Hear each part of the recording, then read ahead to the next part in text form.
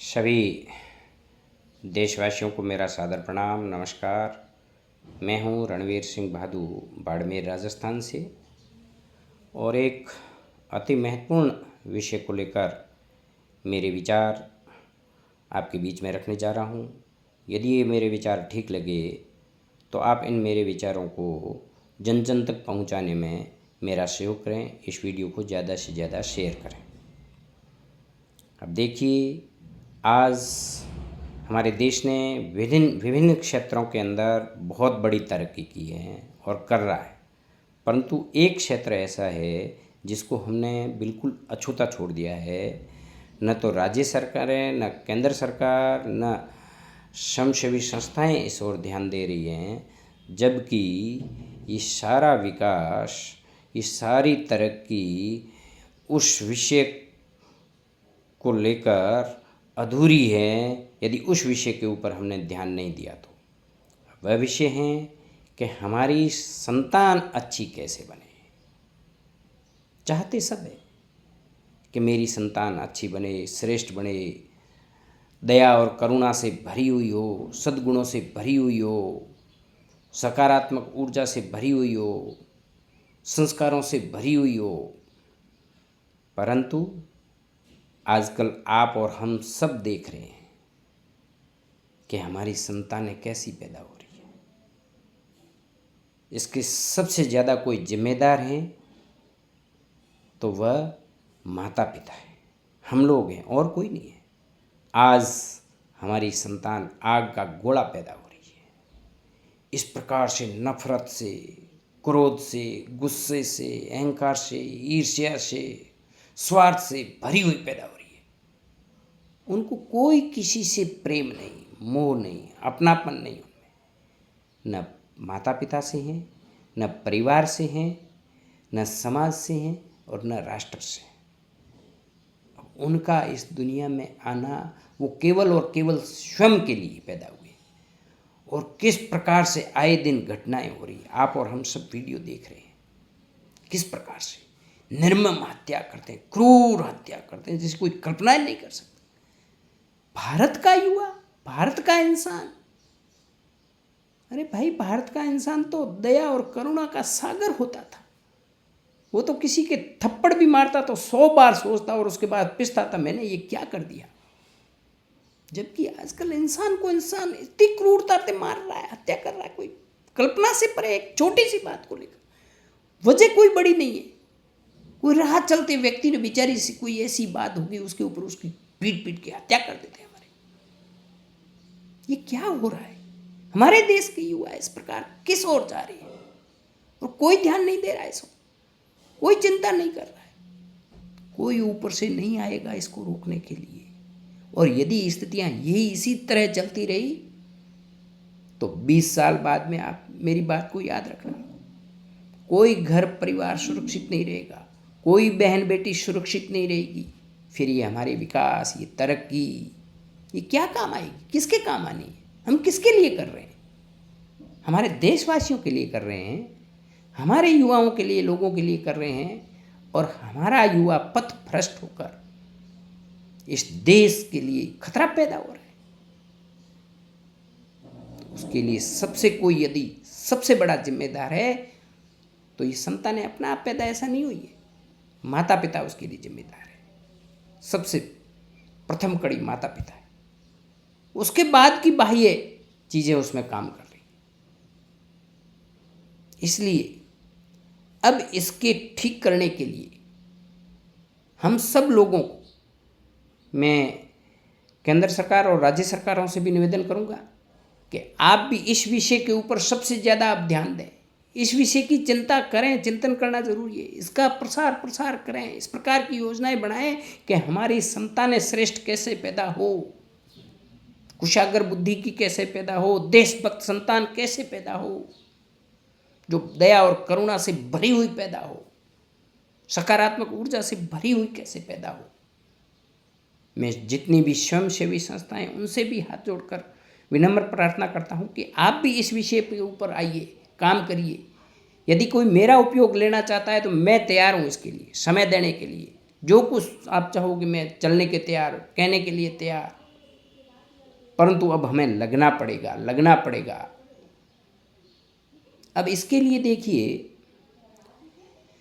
जहाँ तक मैं समझ पाया हूँ, मैंने भी शोध किया इस विषय के ऊपर, और विज्ञान भी ये मानती है और आध्यात्म भी ये मानता है कि बालक का सर्वांगीण विकास माँ की कोख के अंदर होता है।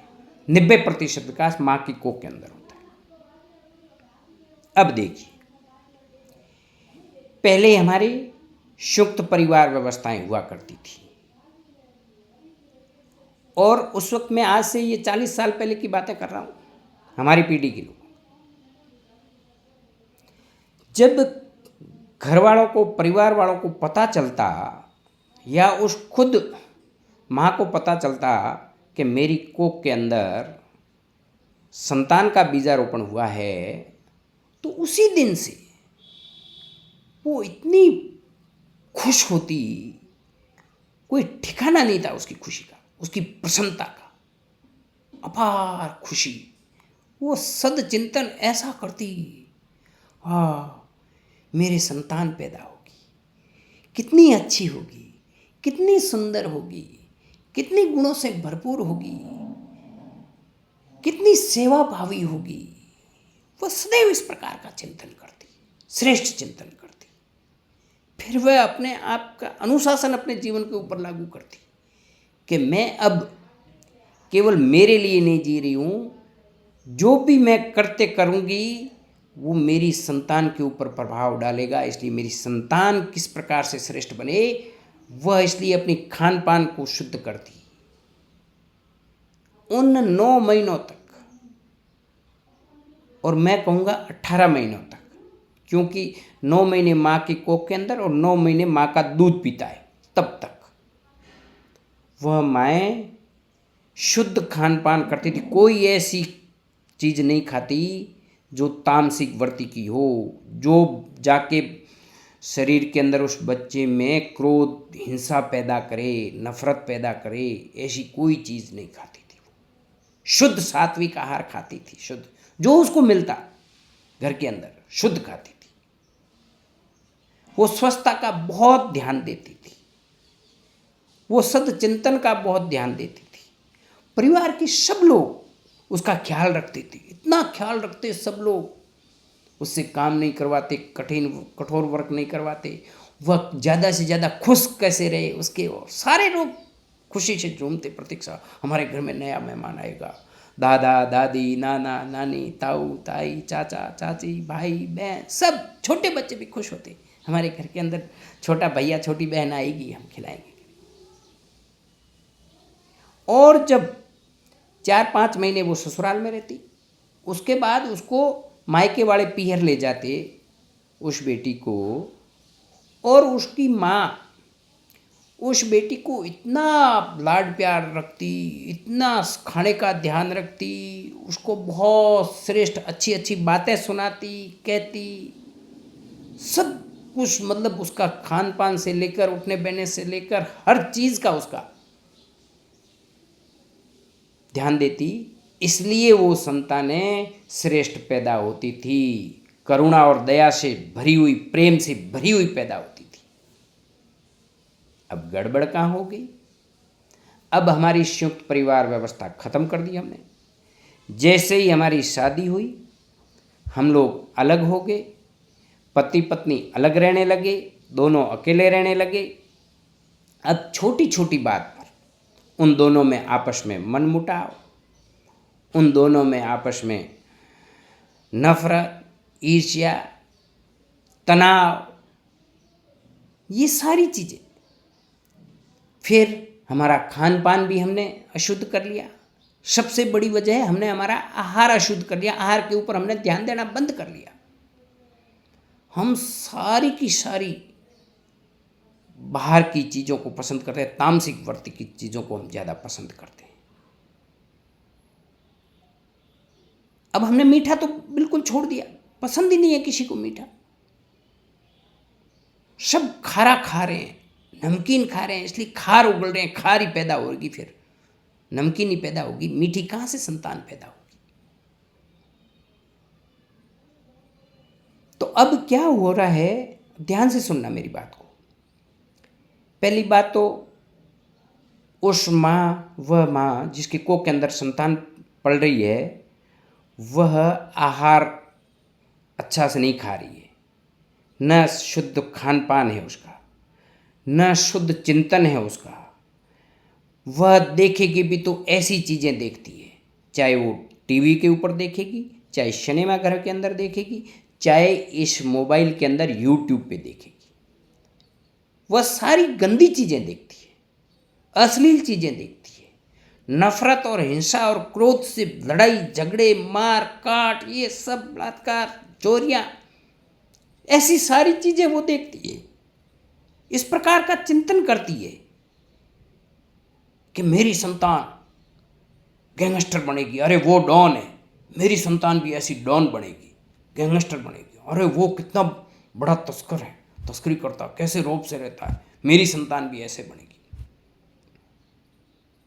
तो उसका चिंतन ऐसा हो गया, इसलिए वह 24 घंटे ऐसी चीज़ें देखती, ऐसी चीज़ें सुनती, और दोनों आपस में हस्बैंड वाइफ झगड़ते रहते। इसीलिए 9 महीने तक वो सारा कुप्रभाव उस संतान के ऊपर पड़ा। इसलिए हमारी संतानें ये आग के गोला पैदा हो रही है, आग की गोला। अब मैं कुछ उदाहरण आपको देना चाहता हूँ, उसके बाद में इसके समाधान बताऊँगा आप लोगों को। पहले के ज़माने में या यूँ कहूँ कि पहले मेरी खुद की बात बताऊँगा, उसके बाद दूसरों की जो मैंने प्रयोग की है।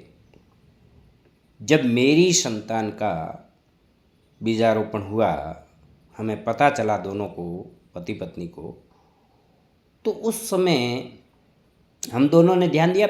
सबसे ज़्यादा मेरी पत्नी ने उसके ऊपर ध्यान दिया। वो सदैव चिंतन करती, क्योंकि उस वक्त हिंदुस्तान के अंदर सबसे बड़ी डिग्री आईआईटी की होती थी। मैं बात कर रहा हूँ ये 92 की आईआईटी की डिग्री। तो मेरी पत्नी ने मुझे कहा, अपने भी संतान क्यों ना आईआईटी करे। मैंने कहा बिल्कुल करेगी। तो कि मेरा बेटा आईआईटी में सेलेक्ट होगा, मेरा बेटा आईआईटियंस कहलाएगा, मेरा बेटा बहुत बड़ा इंजीनियर को। उस समय डॉक्टर इंजीनियर्स की बहुत, आईएएस आईपीएस की जितनी नहीं थी जितनी डॉक्टर इंजीनियर्स की महत्व था। तो सदैव इस प्रकार का चिंतन करती, ऐसा मेरा बेटा टॉप करेगा पढ़ाई में, डिस्ट्रिक्ट में टॉप आएगा, राज्य की मेरिट में आएगा, ये सोचा। और वही हुआ, हमारी संतान पैदा हुई, लड़का पैदा हुआ। वह टॉपर रहा, डिस्ट्रिक्ट टॉपर, राजस्थान मेरिट में रहा, और आईआईटीएंस बना, बनारस हिंदू विश्वविद्यालय से, आईआईटी बीएचयू से। दूसरी संतान बेटी पैदा हुई। जब वो माँ की कोख में थी तो माँ कहती, मेरी पत्नी कहती, चिंतन सदैव इस प्रकार का श्रेष्ठ करती कि काश मेरी संतान, उस समय दिल्ली विश्वविद्यालय जेएनयू का नाम हुआ करता था, ये बात मैं कर रहा हूँ 96 की, मेरी बेटी दिल्ली विश्वविद्यालय में पढ़े, मेरी बेटी जवाहरलाल नेहरू यूनिवर्सिटी से पढ़े। मेरी संतान, बेटी का तो पहले पता नहीं था क्या होगा क्या नहीं होगा, बेटा होगा बेटी पता, पर संतान वहाँ पढ़े, ऐसा मेरी संतान बहुत अच्छी संस्कारवान बने। ऐसा श्रेष्ठ चिंतन, आहार से लेकर हर चीज़ का हमने किया। हमारी बेटी हुई, वह भी टॉपर रही। वह दिल्ली विश्वविद्यालय से ग्रेजुएशन और जवाहरलाल नेहरू यूनिवर्सिटी से उसने पोस्ट ग्रेजुएशन किया। तो ये जब हमने सोचा, ऐसा हमें हुआ, वैसा का वैसा, हम जैसा चाहते हैं वैसी की वैसी हमारी संतान बनेगी, जैसा चिंतन करेंगे वैसी बनेगी। दुनिया की कोई ताकत उसको रोक नहीं सकती। यदि हम गंदा चिंतन करेंगे, बुरा चिंतन करेंगे, तो निश्चित रूप से हमारी संतान बुरी बनेगी। उसको अच्छा हम बाद में कितना भी कुछ खिला देंगे, बादामों से घोल पिला देंगे, कैसी भी घूंटियाँ पिला देंगे, फिर भी वह अच्छी श्रेष्ठ सदचिंतन की नहीं बनेगी, क्रोध और गुस्से से भरी हुई होगी। अब देखिए, हमारे देश के यशस्वी प्रधानमंत्री नरेंद्र मोदी जी, इनकी जीवनी पढ़ी, इनकी माता जी यशोदा बहन जी ने उस समय चिंतन किया जब नरेंद्र मोदी उनकी माँ की कोख के अंदर थे। उस समय गांधी, उस समय सरदार पटेल, दोनों गुजरात से, और दोनों का पूरी दुनिया के अंदर नाम था। तो हीरा बहन ने भी सोचा मेरी संतान पैदा होगी जो दुनिया के अंदर गांधी और पटेल की तरह दुनिया का पूरा में नाम होगा, पूरी दुनिया उसको याद करेगी। ऐसी संतान पैदा हो, और ऐसी की ऐसी संतान पैदा हुई। आज नरेंद्र मोदी पूरी दुनिया के अंदर नाम है। ऐसी की ऐसी सचिन तेंदुलकर की माँ, उस समय गावस्कर, बहुत बड़ा नाम क्रिकेट में, और उसकी माँ सदैव चिंतन करती, क्रिकेट मैच देखती, मेरा बेटा भी सुनील गावस्कर बनेगा, मेरा बेटा भी सुनील गावस्कर बनेगा, क्रिकेट का महान खिलाड़ी बनेगा। वो 9 महीने तक, 18 महीने तक उसका वही चिंतन रहा। वह हर क्रिकेट मैच कोई नहीं छोड़ती, और सचिन तेंदुलकर दुनिया का सबसे महान क्रिकेटर बना। ऐसी एक नहीं अनेकों कहानियाँ हैं, अनेकों कहानियाँ हैं। तो मैं अब जितनी नव दंपत्ति है उन सब से प्रार्थना करूँगा हाथ जोड़कर कि आप इन 9 महीनों के अंदर एक तो अपना खान पान शुद्ध कर लें। कोई बाजार की डिब्बा बंद चीज़ इन 18 महीनों तक नहीं खाएं, नहीं खाएं, नहीं खाएं। कड़ा अनुशासन रखना, कुछ भी हो जाए बस हमें घर की शुद्ध सात्विक बनी हुई जो आपको उपलब्ध हो। मैं ये नहीं कहता हूँ कि डेली आप हलवा बना के खाइए, खीर पूड़ी खाइए, दूध दही घी किसी के घर में उपलब्ध है तो खिलाइए उसको, नहीं है तो जो मिले। मैं तो कह रहा हूँ सब्जी रोटी भी शुद्ध घर की है तो वो खाओ। रूखी रोटी भी खा लोगे तो घर की खानी है बस। जो कुछ मिल पड़े आपको उसके लिए, जरूरी नहीं है कि आप बाजार से फल ला के खाओ। जो अपने खेत में फल होता है आपको उपलब्ध है, सहज है, जो मिलता है उसी को ही खा लो। पर उसका चिंतन सदैव, जो रोटी खाओ वो खुश मन से कि ये मैं प्रसाद खा रही हूँ, मेरी संतान मेरे कोख के अंदर पलने वाली भगवान है, उसके लिए ये प्रसाद खा रही हूँ, सारा काम मैं उसके लिए कर रही हूँ। जो भी चीज़ खाओ ये मेरे लाल के शरीर के अंदर जा रही है। अपना स्वास्थ्य का ध्यान बहुत रखना। इन 18 महीने तक आपको बीमार नहीं पड़ना, नहीं पड़ना, नहीं पड़ना। यदि पड़ जाओ तो भी दवाई का सेवन नहीं करना, नहीं करना मतलब नहीं करना। आयुर्वेद से ठीक हो, काढ़ों से ठीक हो, कैसे भी ठीक हो, देसी दवाई से, परंतु हमें मेडिसिन एलोपैथिक दवाई इन 18 महीनों तक नहीं लेनी है। इससे भी हमें सावधान रहना है। और रोज चिंतन है। अच्छा संगीत सुनो। इस मोबाइल को 18 महीने तक दूर रख दो।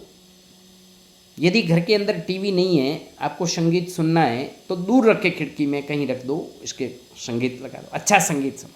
संगीत एक ऐसी चीज़ है जिससे सारे मन के विकार दूर हो जाते हैं। मन प्रसन्नचित्त होता है, हर्षित हो जाता है, खुशी से भर जाता है। तो इसलिए आपके अंदर, शरीर के अंदर इस प्रकार के हार्मोन्स क्रिएट होते हैं जो खुशी से, तो आप 24 घंटे खुश रहोगे। और दिन में कम से कम मैं कह रहा हूँ 4-5 बार तो उस माँ को 18 महीने तक हंसना, मतलब हंसना है। परिवार के सब लोग ध्यान दो इस ओर, सबको लगना है।